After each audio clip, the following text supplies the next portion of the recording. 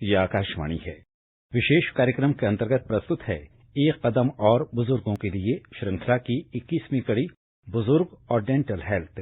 आज के विशेषज्ञ हैं लेडी हार्डिंग मेडिकल कॉलेज नई दिल्ली के डॉक्टर अमरजीत गंभीर। कार्यक्रम का संचालन कर रहे हैं कनकलता और अशोक अग्रोही।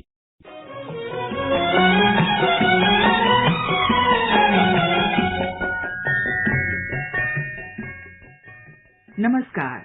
कार्यक्रम एक कदम और बुजुर्गों के लिए लेकर हाजिर हैं हम। मैं हूं कनकलता और मेरे साथ हैं अशोक अग्रोही। किसी भी इंसान का चेहरा उसके व्यक्तित्व का दर्पण होता है, उसके जीवन की किताब का मुख्य पृष्ठ। इंसान का यही वो रूप होता है जिससे सामने वाले का सबसे पहला परिचय होता है। चेहरे पर खिली मुस्कान की एक रेखा जहां सामने वाले के दिल में उतर जाती है, तो वहीं दूसरी तरफ इसी चेहरे की आंख से ढलका एक आंसू सामने वाले के दिल को पिघला कर रख देता है। तभी तो चेहरे को इंसान के दिल का आईना कहा जाता है।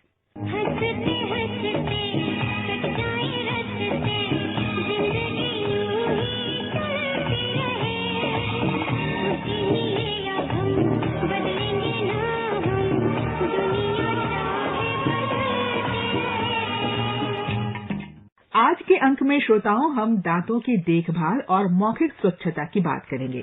जब हम दांत और मौखिक स्वच्छता की अच्छी आदत डालने की बात करते हैं तो आम तौर पर बच्चों के बारे में सोचते हैं। ये सच है कि इस तरह की अच्छी आदतें डालने के लिए जीवन का सबसे अच्छा समय तब होता है जब आप बहुत छोटे होते हैं।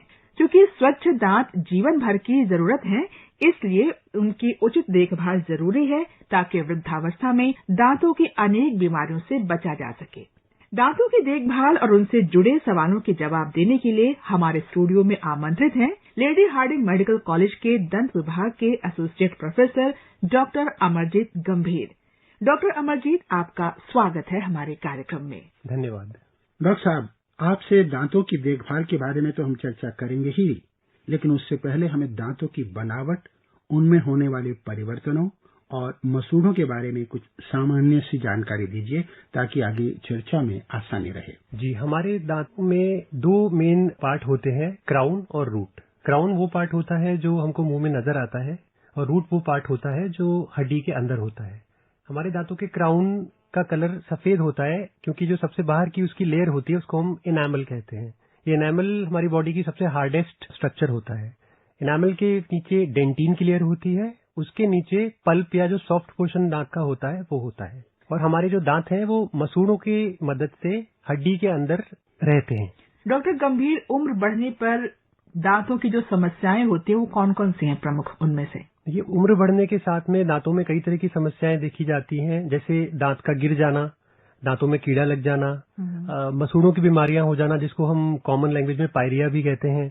उसके अलावा एक ओरल कैंसर भी एक ऐसी बीमारी है, काफी खतरनाक बीमारी है जो बाद की उम्र में बुजुर्गों में देखी जा सकती है। तो क्या दांतों का गिरना उम्र बढ़ने का एक अनिवार्य हिस्सा है? क्योंकि मैंने कई ऐसे बुजुर्ग देखे हैं 70-80 साल के जिनके दांत बिल्कुल ठीक हैं, शायद हमसे भी ज्यादा अच्छे हैं। देखिए, ऐसा जरूरी नहीं है कि उम्र के साथ दांत गिरेंगे ही, पर क्योंकि उम्र के साथ साथ हमको कुछ और बीमारियां भी हो सकती हैं, जैसे कि मधुमेह या डायबिटीज और हाई ब्लड प्रेशर या हाइपरटेंशन, जिससे हमारे दांतों की मसूड़ों की कंडीशन और खराब हो सकती है।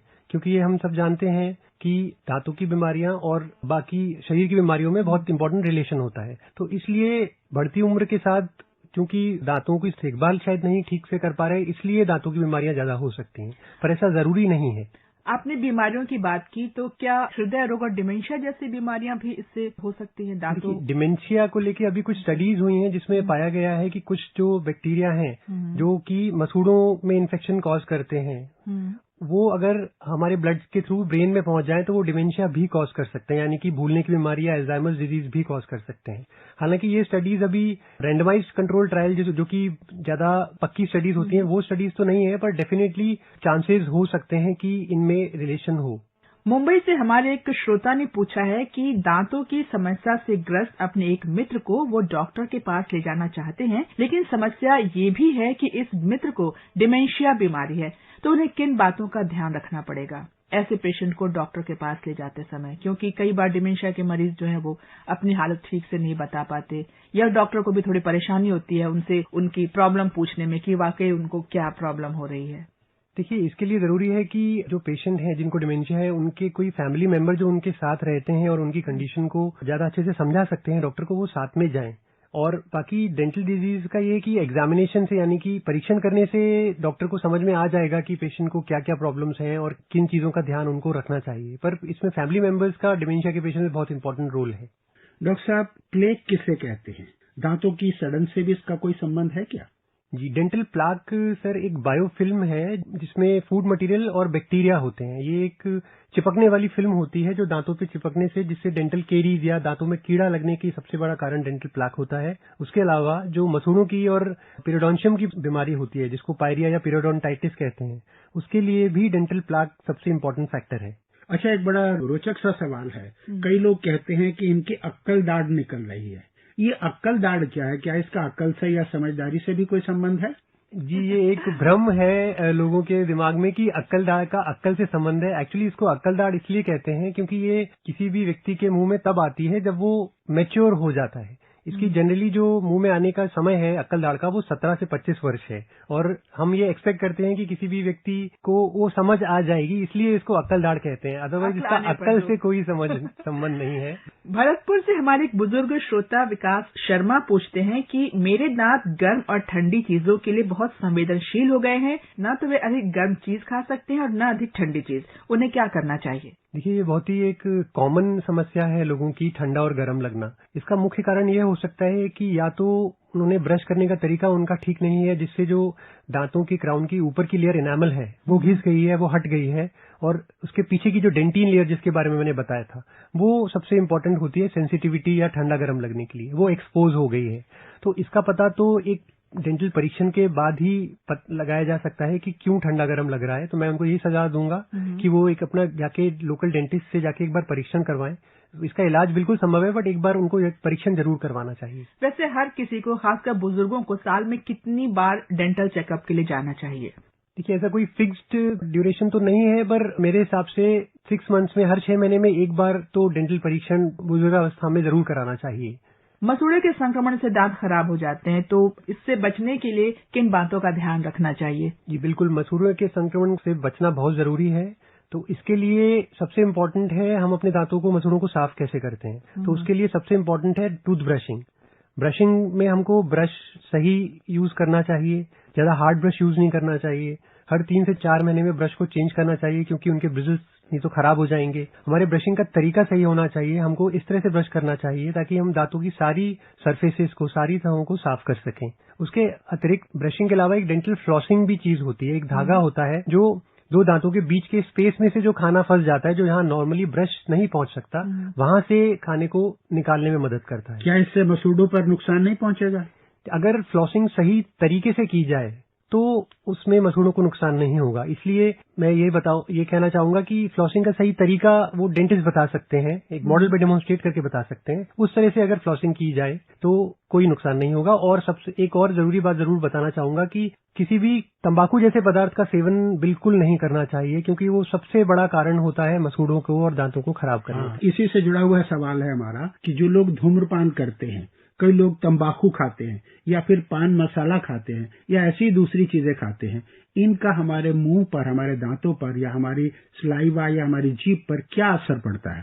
सर, तंबाकू हमारे मुंह के लिए, हमारे शरीर के लिए जहर है। उसे हमें किसी भी तरह से, किसी भी फॉर्म में, जो एक हम कहते हैं कि सिगरेट या बीड़ी वो स्मोकिंग फॉर्म ऑफ टोबैको है, और एक जो मसाला है वो स्मोकलेस या च्यूइंग फॉर्म ऑफ टोबैको है, वो हमें बिल्कुल भी नहीं इस्तेमाल करना चाहिए। क्योंकि तंबाकू खाने से हम सब जानते हैं कि ओरल कैंसर होता है। अभी तो सरकार भी इसको लेके इतना पर्टिकुलर हो गई है कि जो तंबाकू के पैकेट हैं उस पे भी अगर ध्यान से देखेंगे हमारे श्रोता भी, सिर्फ चित्र नहीं, उसमें 75% एरिया में वो चित्र बनाना जरूरी है according to the government regulations. उसके बाद भी अगर हम उसको यूज कर रहे हैं तो हम नेग्लेक्ट कर रहे हैं अपनी हेल्थ को, अपनी मुंह की हेल्थ को, अपनी जनरल हेल्थ को। हमारे एक श्रोता है, उनका सवाल यहाँ लेना मैं जरूरी समझ रही हूँ। दिल्ली से चांद राम कह रहे हैं कि मैं बहुत बरसों से धूम्रपान कर रहा हूँ और उसका खूब असर दांतों पर दिख रहा है। आप समझ गए होंगे। वे जानना चाहते हैं कि धूम्रपान जारी रखते हुए क्या दांतों का ख्याल रखा जा सकता है? चांदराम जी, मैं यही कहना चाहूंगा कि आप अपने दांतों का ख्याल रखना चाहते हैं और साथ ही साथ आप अगर धूम्रपान नहीं छोड़ेंगे तो दोनों चीजें एक दूसरे के अगेंस्ट में एक्ट कर रही हैं। इसलिए आप कोशिश कीजिए कि आप धीरे धीरे ही सही धूम्रपान को बंद कीजिए, क्योंकि अगर आप धूम्रपान करते रहेंगे तो आप कितना भी ख्याल रखें, एक लिमिट के बाद वो काम नहीं करेगा। डॉक्टर साहब, इसी से जुड़ा हुआ एक और सवाल है कि हमें ऐसी चीजें तो नहीं लेनी चाहिए जो हमारे दांतों को नुकसान पहुंचाते हैं, लेकिन दांतों की मजबूती के लिए, अच्छे स्वास्थ्य के लिए हमें अपने खान पान में क्या सावधानी बरतनी चाहिए, या क्या खाना चाहिए, क्या नहीं खाना चाहिए? देखिए, दांतों को अच्छा रखने के लिए, स्वस्थ रखने के लिए हमको फाइबरस डाइट्स लेनी चाहिए। फाइबरस मतलब? फाइबरस यानी सलाद हो गया, सलाद, रॉ फ्रूट्स हो गए, ये हमारे मुंह के स्वास्थ्य के लिए भी बहुत अच्छे हैं और हमारे जनरल स्वास्थ्य के लिए भी बहुत अच्छी चीजें हैं। केक्स, पेस्ट्रीज, चॉकलेट्स और ब्रेड, कुकीज, ये इन सब चीजों को सेवन कम करना। कोल्ड ड्रिंक भी बिल्कुल जितना हो सके कोल्ड ड्रिंक नहीं लेनी चाहिए, क्योंकि उसके अंदर जो कार्बोनेटेड जो बेवरेजेस जिनको हम बोलते हैं कोल्ड ड्रिंक, वो भी हमारे दांतों की परत को गला सकते हैं। तो इसलिए उनका सेवन जितना कम से कम हो सके करना चाहिए। रायपुर से हमारे श्रोता भारती द्विवेदी ने पूछा है कि कभी कभी उन्हें ऐसा महसूस होता है कि उनके मसूड़ों पर दांतों की पकड़ ढीली पड़ रही है, तो क्या करना चाहिए? देखिए, मसूड़ों पे दांतों की पकड़ ढीली पड़ने का मतलब है कि मसूड़ों में इन्फेक्शन या जिंजिवाइटिस जिसको हम कहते हैं, या उसका जो नेक्स्ट स्टेज है पेरियोडोंटाइटिस जिसको हम पायरिया कहते हैं, ये उसके लक्षण हो सकते हैं। तो मैं यही सजेस्ट करूंगा कि सबसे पहले तो दांत के डॉक्टर के पास जाके एक परीक्षण कराएं कि एग्जैक्टली प्रॉब्लम क्या है। उसके अलावा वो आपको जरूर ये भी बताएंगे कि ब्रशिंग किस तरह से करना है, और कुछ दवाइयां भी होती हैं जो हम ऑइंटमेंट्स होते हैं जो हम मसूड़ों पे लगा के उनकी इन्फेक्शन को ठीक कर सकते हैं। लेकिन ये सब तभी हो सकता है जब एक बार वो डॉक्टर के पास जाके अपने दांतों का और मसूड़ों का परीक्षण करवाएं। ये तो बहुत अच्छी बात है कि आप लोगों के चेहरे पर मुस्कान देखना चाहते हैं, लेकिन अपने दिल को खुश रखने के लिए टीटी और बैडमिंटन का शौक रखते हैं, खेलते हैं। जी। साथ में मुझे ये भी पता चला है कि आपको पुराने फिल्मी गीत सुनने का और खासतौर पे शास्त्रीय संगीत पर आधारित गीत सुनने का बहुत शौक है। हम ये चाहेंगे कि आपकी पसंद का गीत श्रोताओं को सुनवाया जाए। मन्ना डे साहब का झनक झनक तोरी बाजे पायलिया, ये गीत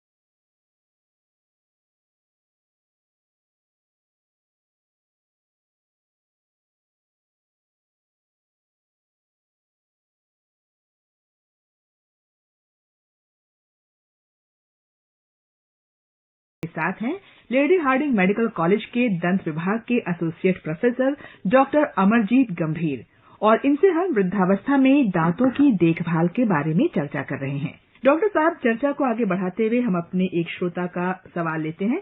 दिल्ली से 65 वर्ष की हमारी एक श्रोता कौशल्या पूछती हैं कि वे अपने टेढ़े मेढ़े दांतों को ठीक कराने के लिए ब्रेसेस लगवाना चाहती हैं। तो क्या इस उम्र में ये संभव है? देखिए, ब्रेसेस का ट्रीटमेंट बढ़ती उम्र के साथ थोड़ा मुश्किल तो हो जाता है, पर ऐसा नहीं है कि ये एक उम्र के बाद नहीं हो सकता है।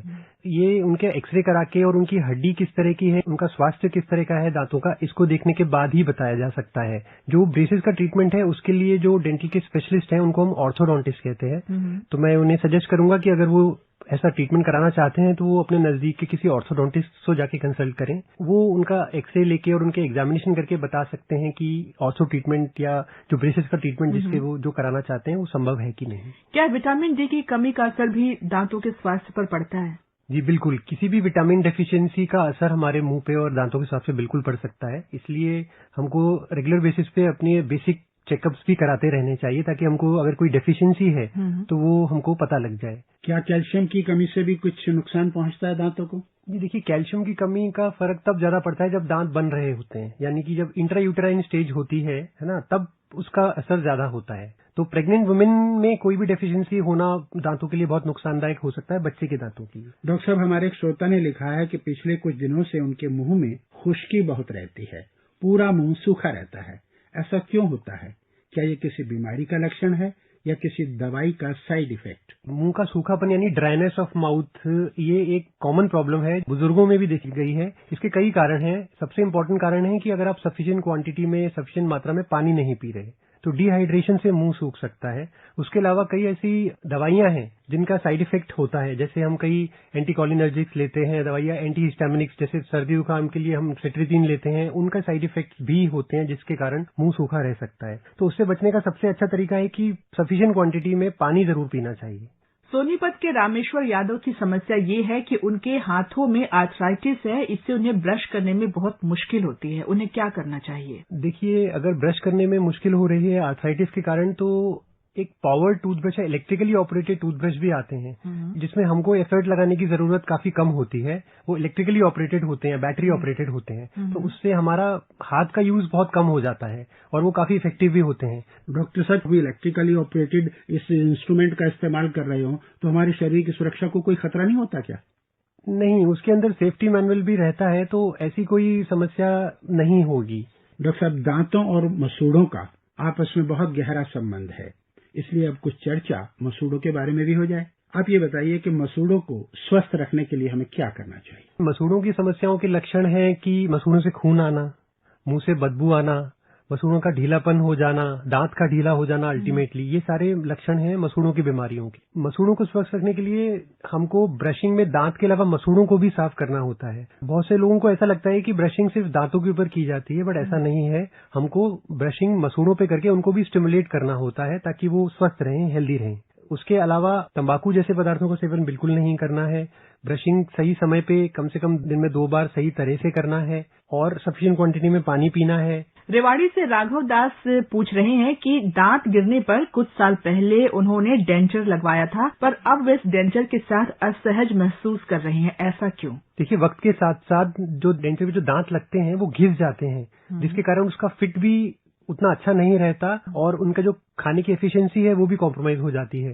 तो मैं उनको यही सलाह दूंगा कि एक बार वापस डेंटिस्ट के पास जाके दिखाएं कि क्या वह डेंचर जो उन्होंने बनवाया था वो इस समय ठीक है, क्योंकि कुछ समय के बाद हमको डेंचर रिपीट भी कराना पड़ सकता है। एक और समस्या है कुछ बुजुर्गों की कि दांत गिरने पर वो डेंचर नहीं लगवाते और किसी तरह बस भोजन को निगलते रहते हैं, कई चीजें वो खा नहीं पाते, तो इससे उनके शरीर में कई पोषक तत्वों की कमी होना संभव है ना? जी बिल्कुल, क्योंकि देखिए हमको ये बताया गया कि खाने को हमको अच्छे से चबा के खाना चाहिए। अगर हमारे मुंह में दांत ही नहीं है तो हम खाने को चबा ही नहीं सकते। तो इसका मतलब जब हम बिना चबा हुआ खाना हमारे पेट में जाएगा तो डाइजेशन भी कॉम्प्रोमाइज होगा, जो पाचन कहते हैं वो भी कॉम्प्रोमाइज होगा।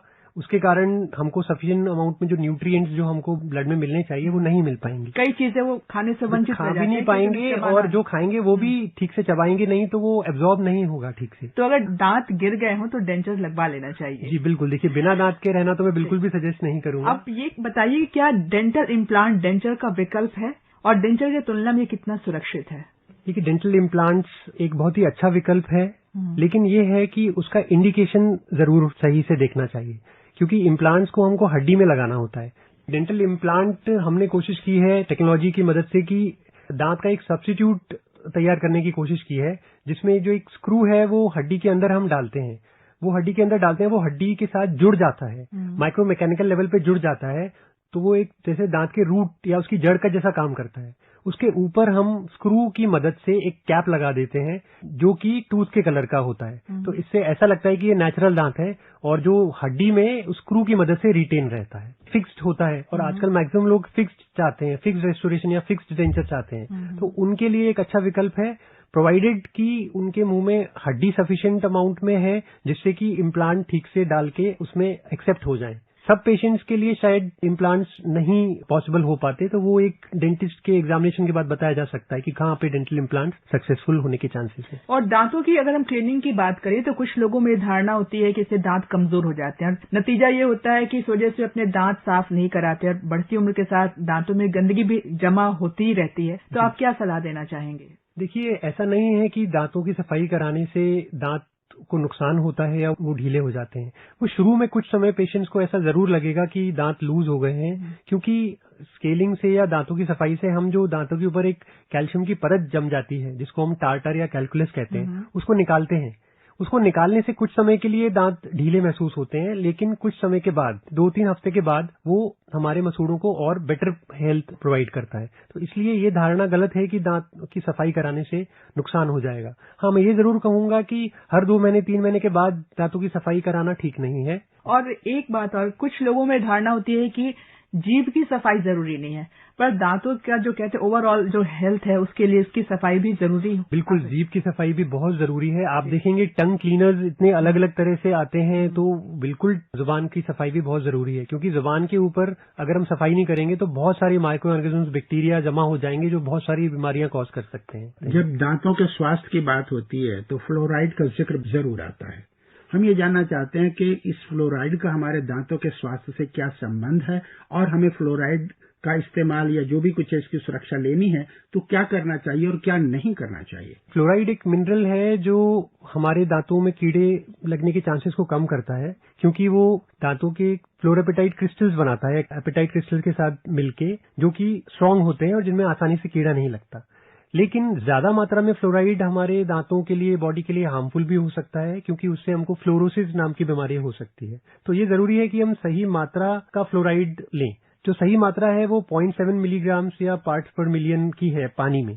तो वो आजकल उसको चेक करने का भी तरीका होता है। तो आपको ये ध्यान में रखना है कि आपके एरिया में पानी कितना फ्लोराइड है। उसके अलावा जो टूथपेस्ट है उसमें भी एक रिकमेंडेड अमाउंट ऑफ फ्लोराइड है, वही टूथपेस्ट यूज करना चाहिए। डॉक्टर साहब, हमारे 70 साल के एक ग्रामीण श्रोता ने लिखा है कि रात को सोने से पहले वे फिटकरी के पानी से कुल्ला करते हैं। उनके दांत लगभग ठीक हैं, 70 साल की उम्र में भी। वे ये जानना चाहते हैं कि क्या बाद में इसका कोई बुरा प्रभाव भी पड़ सकता है। मैं ये सजेस्ट करूंगा कि फिटकरी की बजाय गुनगुने पानी में नमक डाल के कुल्ला करना एक ज्यादा बेहतर विकल्प है। और हाइपरटेंशन के पेशेंट्स को थोड़ा ध्यान रखने की जरूरत है, क्योंकि उनको सॉल्ट रेस्ट्रिक्शन या कम नमक लेने की सलाह दी जाती है। तो उनको हो सके तो नमक नहीं यूज करना है। अदरवाइज गुनगुने पानी में नमक डाल के कुल्ला करना एक बहुत ही अच्छा एंटीबैक्टीरियल माउथ वॉश की तरह काम कर सकता है। डॉक्टर साहब, हमें ऐसा क्या करना चाहिए, किन चीजों का इस्तेमाल कर सकते हैं कि घर पे ही हमारी दांतों की देखभाल अच्छी हो जाए। जैसे कई लोग हल्दी और नमक से मंजन करते हैं, या कई लोग फिटकरी का फूल बनाकर उसका मंजन बना लेते हैं। इस बारे में आप क्या समझते हैं? देखिए, इन सभी तत्वों का फायदा तो है, लेकिन इम्पोर्टेंट ये है कि हम इन्हें किस फॉर्म में अपने दांतों पे यूज कर रहे हैं। पाउडर के फॉर्म में यूज करने में प्रॉब्लम ये है कि वो दांतों की परत को घिस देते हैं, इसलिए मैं पाउडर्स को कभी रिकमेंड नहीं करूंगा।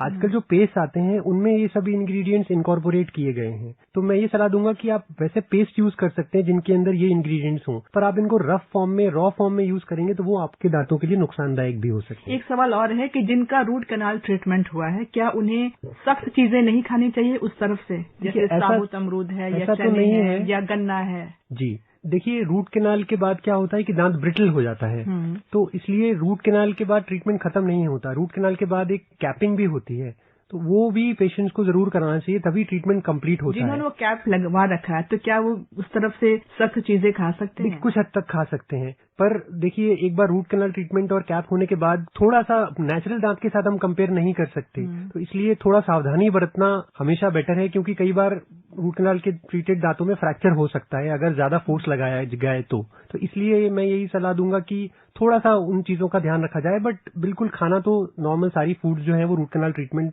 के दांतों के साथ भी खाई जा सकती है। डॉक्टर साहब, हमारे कई श्रोताओं को रूट कैनाल के बारे में उतनी जानकारी नहीं है, जरा संक्षेप में बता दीजिए कि वास्तव में ये रूट कैनाल होता क्या है? जी बिल्कुल, जैसा मैंने दांतों की लेयर्स के बारे में बताया था कि एनामल, डेंटिन और पल्प, ये मेन 3 लेयर्स होती हैं। जो पल्प है वो हमारा दांतों का सॉफ्ट टिश्यू पोर्शन होता है जिसमें ब्लड और नर्व्स रहती हैं। तो जब कीड़ा ऊपर की लेयर यानी एनामल और डेंटिन को क्रॉस करके पल्प तक पहुंच जाता है, तब हमको तेज दर्द होता है और तब उसमें हम फिलिंग या कोई मटेरियल नहीं भरवा सकते, तो उसमें तब हमको रूट कैनाल ट्रीटमेंट करवाना होता है। पल्प ऊपर क्राउन में भी होता है और रूट्स में भी होता है, तो पूरे दांत में से पल्प को निकाल के हम एक गट्टा पर्चा नाम का एक आर्टिफिशियल मटेरियल आता है वो उसमें अच्छे से पैक कर देते हैं, ताकि उसमें ऊपर से और नीचे से कहीं से भी इन्फेक्शन होने के चांसेस खत्म हो जाएं और वो दांत अपनी जगह पे टिका रहता है। तो ये रूट कैनाल ट्रीटमेंट में हम करते हैं। क्या दांतों में भी ऐसी बीमारियां होती हैं जो आनुवंशिक होती हैं, एक पीढ़ी से दूसरी पीढ़ी में आ सकती हैं? जी बिल्कुल, कुछ डेंटल डिजीजेज हेरिडिटरी होती हैं, पर ये जो डिजीज है इनके कई फैक्टर्स होते हैं, तो इसलिए केवल हेरिडिटरी अकेला फैक्टर नहीं होता है। जैसे पेरियोडोंटाइटिस है या ओरल कैंसर है, ये कई सारी ऐसी बीमारियां हैं जिनमें हेरिडिटरी फैक्टर बहुत ही इंपॉर्टेंट है। डॉक्टर, आपने हमारे श्रोताओं को जो महत्वपूर्ण जानकारी दी उसके लिए आपका बहुत बहुत धन्यवाद। हम चाहेंगे कि विदा लेने से पहले श्रोताओं को आपकी पसंद का कोई और एक गीत जरूर सुनवाएं, तो आपकी पसंद का कौन सा गीत है? सबसे पहले तो मैं आप सबको धन्यवाद देना चाहूंगा कि आपने मुझे यहाँ बुलाया, अपने एक्सपीरियंसेस शेयर करने का मौका दिया। प्रोग्राम के अंत में मैं चाहूंगा कि ओमकारा फिल्म का एक गीत है, नैना ठग लेंगे, अगर आप नैना ठग लेंगे तो है बहुत अच्छा।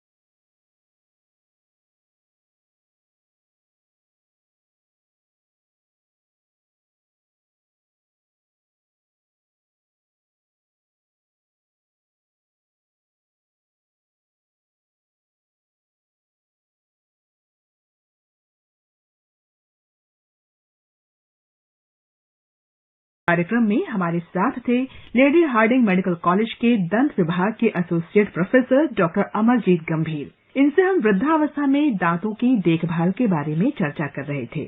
हम आपको याद दिलाना चाहेंगे कि एक कदम और बुजुर्गों के लिए कार्यक्रम का अगला अंक एफएम गोल्ड पर रविवार 25 दिसंबर को रात 9:30 बजे से प्रसारित किया जाएगा। हम आपके सामने फिर उपस्थित होंगे कुछ उपयोगी जानकारी लेकर। तब तक के लिए आज्ञा दीजिए।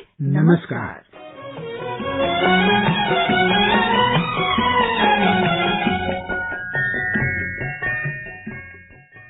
अभी आप सुन रहे थे एक कदम और बुजुर्गों के लिए श्रृंखला की 21वीं कड़ी बुजुर्ग और डेंटल हेल्थ। आज के विशेषज्ञ थे लेडी हार्डिंग मेडिकल कॉलेज नई दिल्ली के डॉक्टर अमरजीत गंभीर। इस कार्यक्रम को प्रस्तुत कर रही थी आकाशवाणी संवाददाता सांझला कौल। ये कार्यक्रम आकाशवाणी के समाचार सेवा प्रभाग द्वारा प्रस्तुत किया गया। इसे आप हमारे mobile app news on AIR और YouTube channel news on AIR official पर भी सुन सकते हैं। इस कार्यक्रम के संबंध में अपनी प्रतिक्रिया आप हमें ईमेल कर सकते हैं। पता है airnctalks@gmail.com। ये कार्यक्रम फिर से सुनने के लिए लॉग ऑन करें हमारी वेबसाइट newsonair.nic.in।